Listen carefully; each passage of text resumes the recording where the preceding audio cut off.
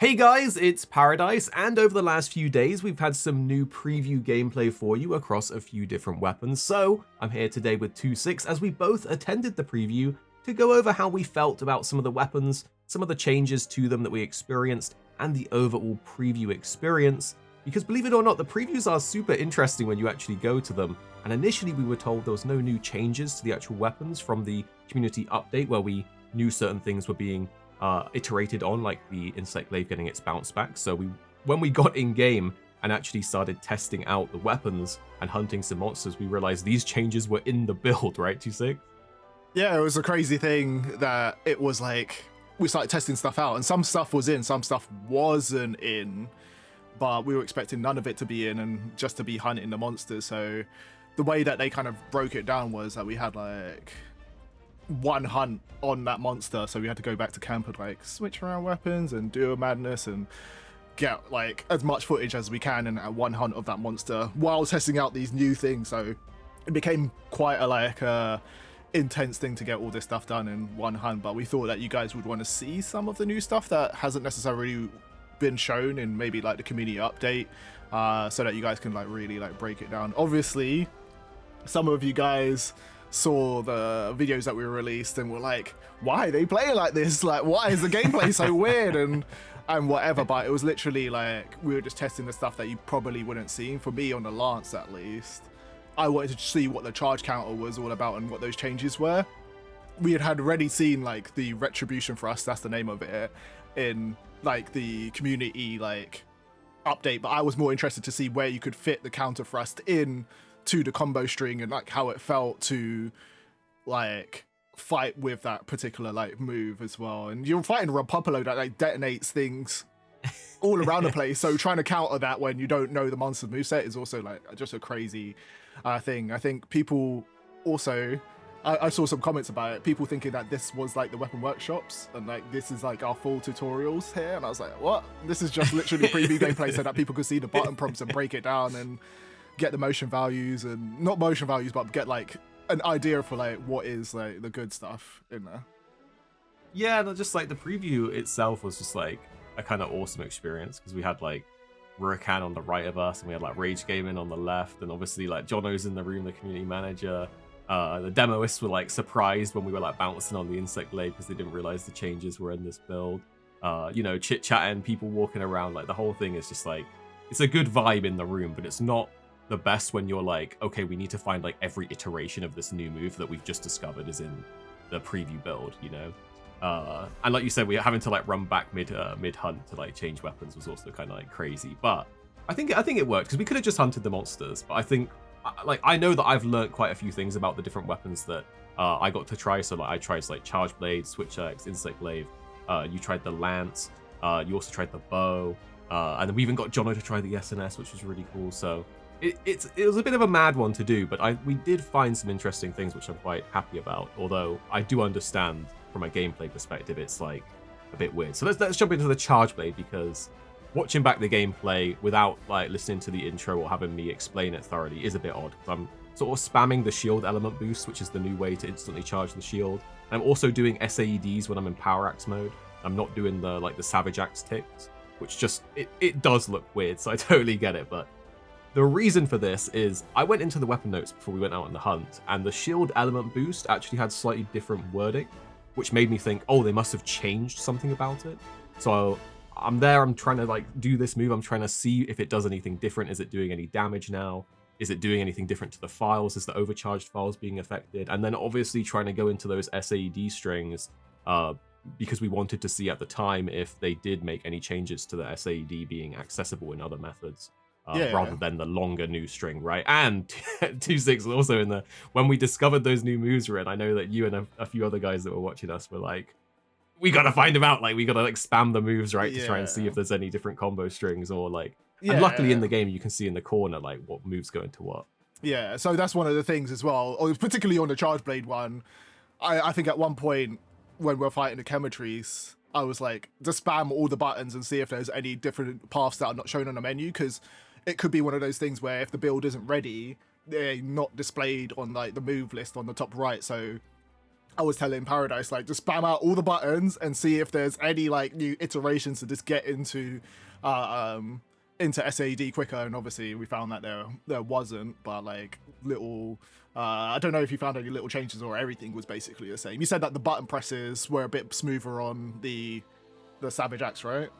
Yeah, so the Savage Axe mode seemed less finicky to actually get the ticks of damage, but I did spend most of my time trying to figure out what was different in the moveset, if there was different SAD strings and all that kind of, and the shield element boost, which I was really confused about because they changed the wording in the notes. So I was like, there's got to be something different with this move, but it didn't appear like there was. But yeah, Savage Axe mode actually seemed a bit smoother and a bit easier to execute with the ticks, which I was quite happy with. But yeah, it was a bit of a journey to try and get those moves. And I know as well there's a lot of people out there in like the Monster Hunter Discords that are compiling all of these changes when they watch the gameplay. So I think I did it more in mind of people wanting to see if there's any different combo paths and stuff. But let's move over to the Lance next, because the Lance gameplay was noticeably different than like the open beta Lance gameplay with those new, like, was it Retribution Thrust?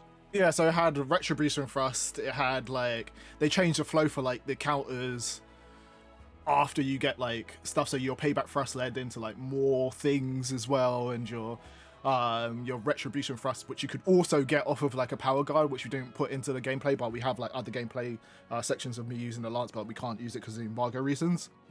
The retribution thrust goes into a grand retribution thrust, which is even more damage, which is the one that you saw in the community video essentially, and it's just like a leaping thrust after you get a counter off. But the lance just felt like actually so much fun to play and way closer to like the world and like the rise iterations of the lance, and a lot more like fluid and options. It felt like you could probably like fully guard things and counter things more freely, especially the counter charge felt more usable. Obviously in the gameplay I'm not showing that I'm getting the counter thrust or the double thrust counter all that much, but that wasn't what I was focused on because we played with the counter thrust so much, the double counter thrust so much in like the beta, so I was more focused on what is the shield, like how much guard do we get while I'm holding it, all of that stuff. So I was trying to figure out how it all works together. But the lance was pretty spicy and I was super excited to get hands on with it.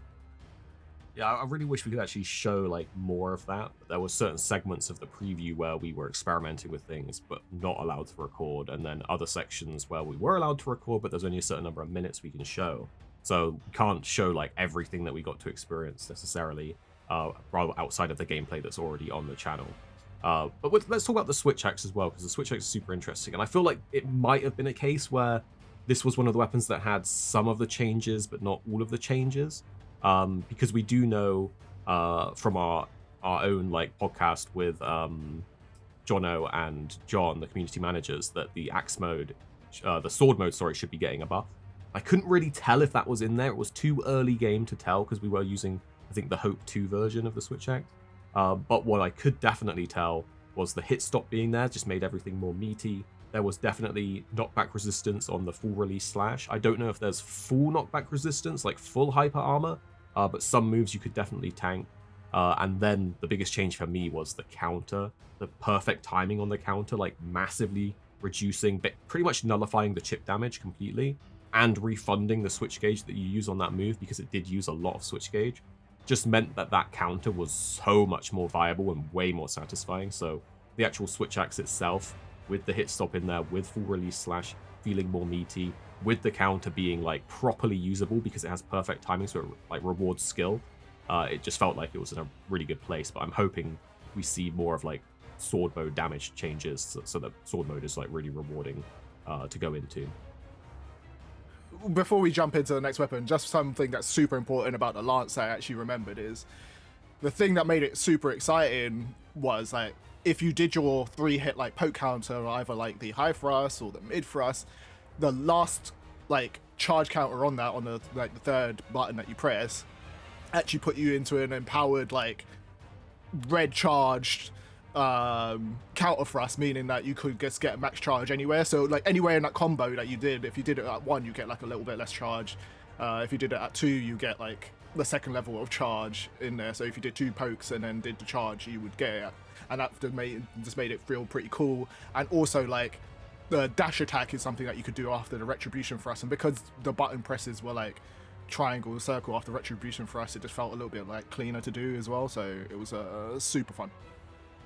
I just want to like recap that for anyone who isn't the 2 Lance players out there. Like, there at the Lance, like a lot of the moves you just said as someone who isn't like a primary Lance player, like won't mean a lot to someone that isn't. But basically, you have a lot more ways to go into counter and to like do damaging paybacks after the counters, right?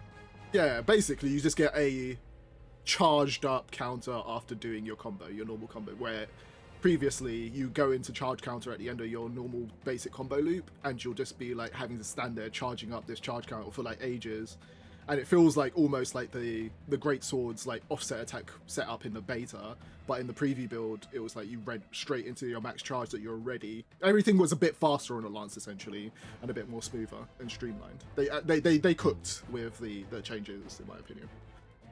I feel the same way about the Insect Glaive as well. My whole Insect Glaive gameplay was all focused around the aerial stuff since the balance was back.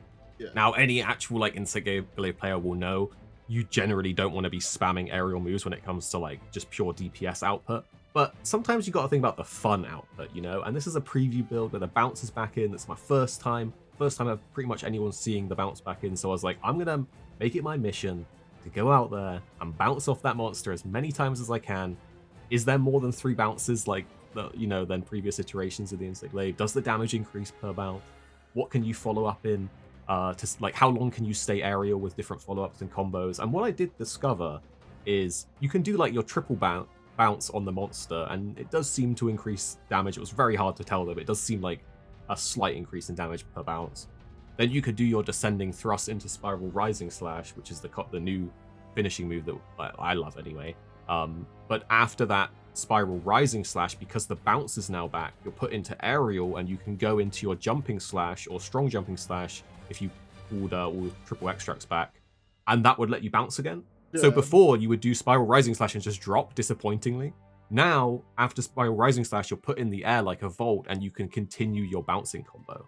So it really felt good to do those like aerial. You were all over the place. So we were like testing out different stuff, and it was fun to see you kind of like essentially just in the air, just having the time of your life, just bouncing around. Obviously, you do have to go back down to the ground, but skilled players, if you're into the aerial style, will have like a bunch of fun. We still don't know how viable it's going to be in actual like end game like fights in the final game, but we'll have to figure it out once. Well, I'll tell you what it is viable for, and that is mounting, because that thing was mounting like crazy. Like I can only assume that the all of the hits of the strong jumping slash are applying mount damage now instead of just the final hit, which is I believe how it worked in previous iterations of Monster Hunter. So Insect Glaive is like a proper mounting monster from what I got to try at that preview.